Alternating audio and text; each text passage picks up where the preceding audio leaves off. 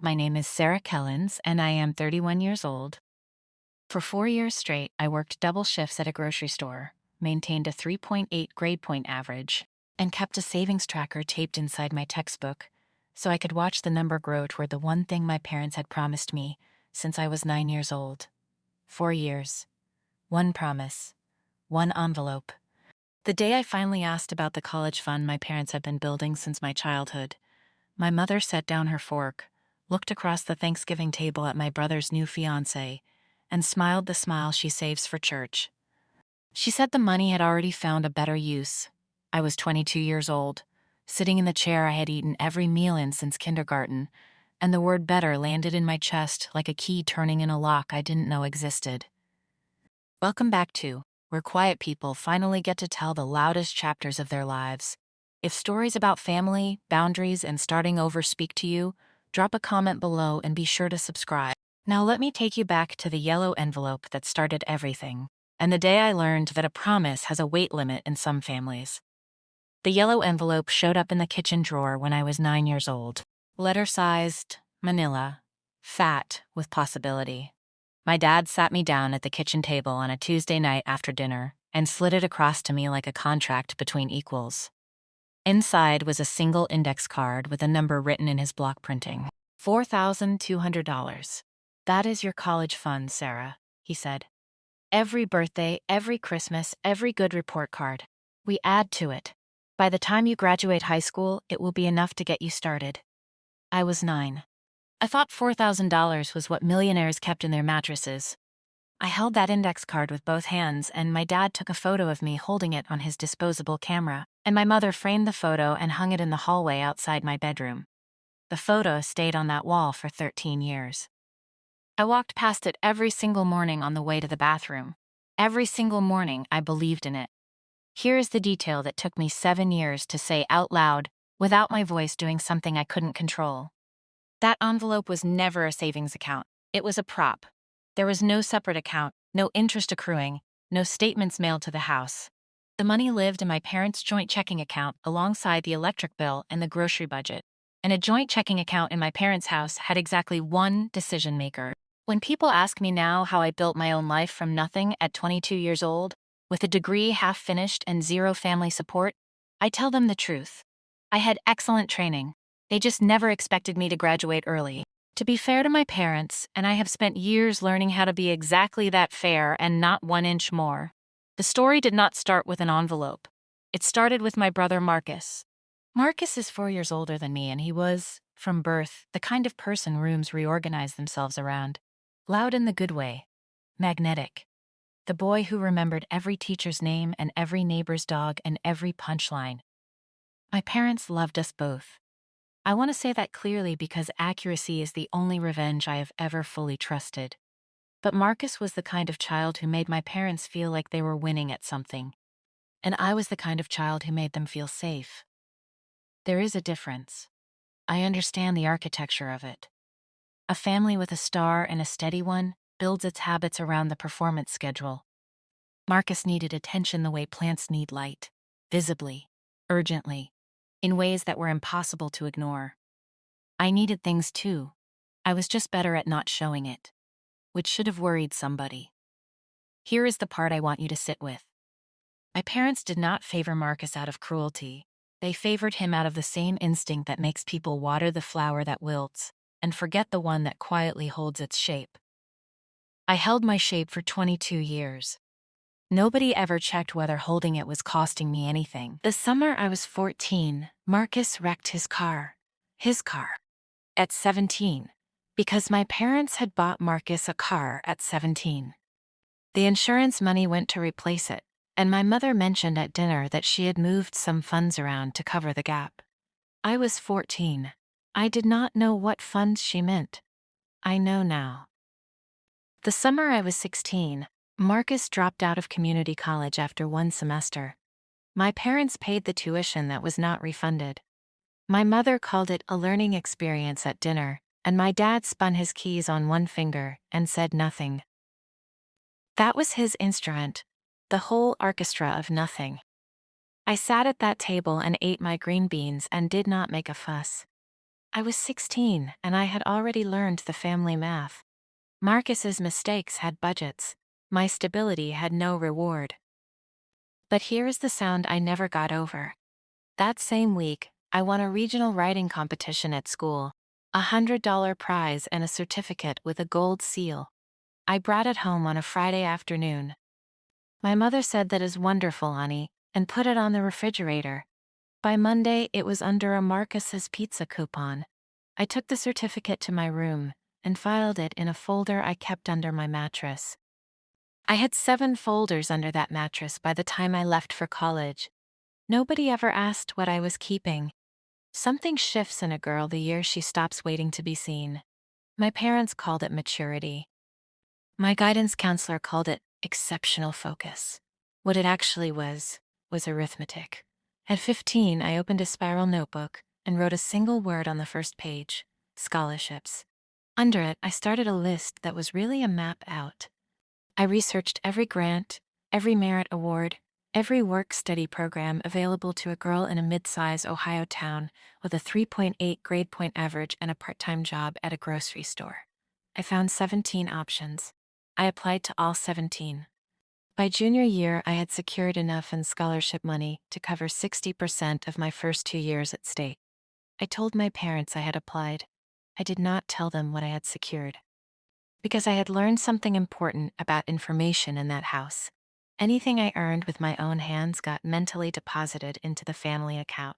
If they knew I had scholarships, the envelope money would quietly drift somewhere else. So I smiled and I nodded when my dad patted my shoulder at dinner and said, "That fund is going to change your life, Sarah." And I banded my tip money every Saturday night and slid it into an envelope taped behind my winter coat in the closet. I wrote one word on that envelope too: out. By graduation, I had $4,800 of my own money, and not one person in that house had ever asked what I was saving for. They assumed it was spending money for college. Let them. The Thanksgiving I was 22 started the way all my mother's holidays started. Both leaves in the table, good china with the blue rims, napkins folded into shapes that took planning.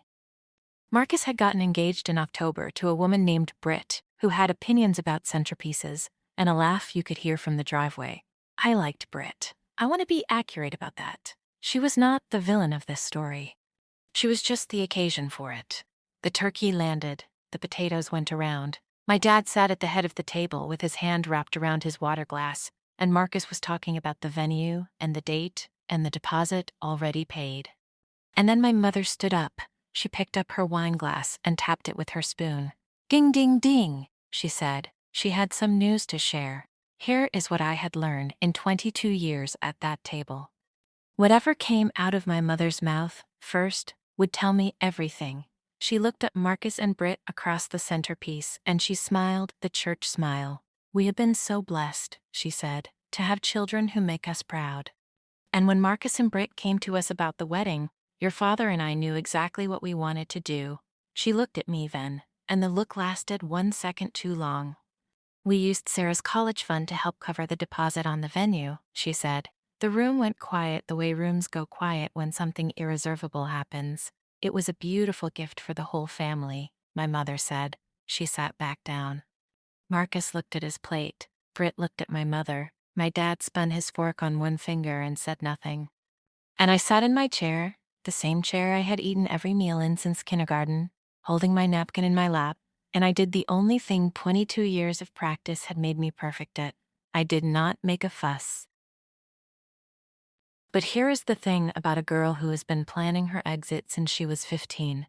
I had already done the math on this exact moment. I just hadn't expected it to have an audience. I had learned something in 2 years of working the customer service desk at a grocery store.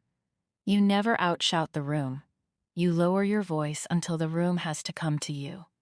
I set my napkin beside my plate. I stood up. And I spoke at the volume you would use to read a bedtime story.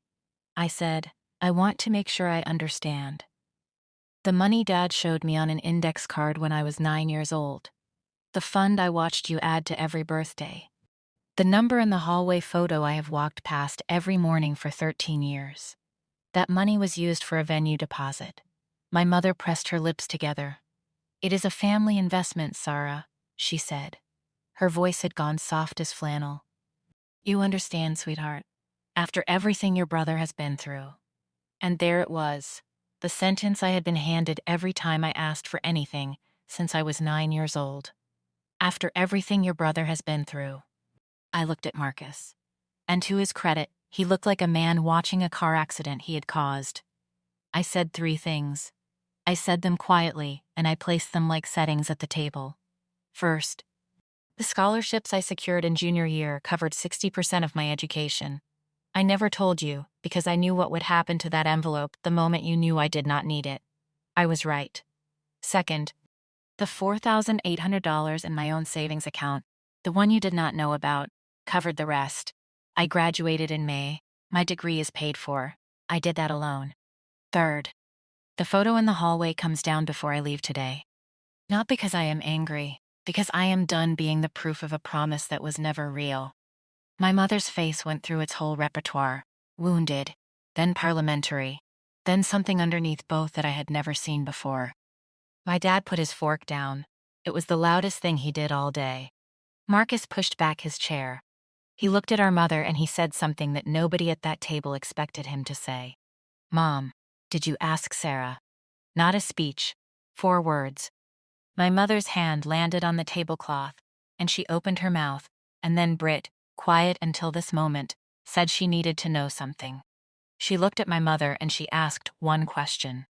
When Marcus told you we needed help with the deposit, what did you tell him the money was? My mother looked at Britt. She said it was family savings. Britt nodded slowly, the way you nod when an answer has confirmed something you were hoping was wrong. She looked at Marcus. And she said they would be returning the deposit and finding another venue. Marcus stared at her. She said she would not begin a marriage on money taken from his sister without her knowledge. Then she folded her napkin, set it beside her plate, and asked me if I wanted to take a walk. I want you to sit with that for a moment. The person who stood up for me at that table was a woman I had known for 6 weeks. And in the silence after Britt spoke, my mother said something I had never heard her say in 31 years. She said, I did not think you would notice. Not I thought it was fair. Not it was for the family. I did not think you would notice. That was the whole machine. The envelope, the index card, the photo on the wall. It was never policy. It was an assumption. The assumption that the steady one does not keep accounts. Here is the ledger. 1 year on, because I promised you accuracy and not a bow. The photo came down. I took it off the wall myself before I left that afternoon, and I did not explain myself, and no one asked me to. Marcus and Britt got married in March at a state park pavilion that cost $400 to rent. Britt made the cake. It was the best wedding I have ever been to. Marcus called me the week after Thanksgiving. He did not open with a script. He opened with a question. He asked me how long I had known the fund was not real. I told him since I was 15. He was quiet for a long time. Then he said he was sorry he had been the reason it disappeared. I told him he was not the reason. He was the occasion. There is a difference, and he understood it. My mother and I have not spoken about that day. At Christmas, a card arrived. Signed Mom. No letter. No sorry. Just the title. She is not ready to lose. Some doors in this life do not slam. Some just settle closed. My dad called me on a Sunday in February. Early morning. Before my mother was up. He said 3 words. I was wrong. Then he asked about my job, and we talked for 40 minutes about nothing important, and it was the best phone call we had ever had. We talk most Sundays now. Short calls. Enough. And enough is a fortune where I come from. The yellow envelope sits in a box on my shelf now. Empty. I kept it because burning it felt like one more disappearance, and I was tired of solving things by vanishing. Some evidence you carry. Some evidence carries you. As for what I learned, it fits in one sentence. The people who count on you not noticing will never be prepared for the day you do. That is my story. 1 yellow envelope. $4,000. And the moment I stopped performing invisible for a room full of people who had mistaken my silence for permission.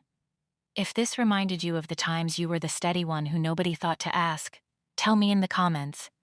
I read every single one. Share this with someone who needs to know. Their quiet is not the same as their consent. Drop a comment, hit subscribe, and I will see you in the next one.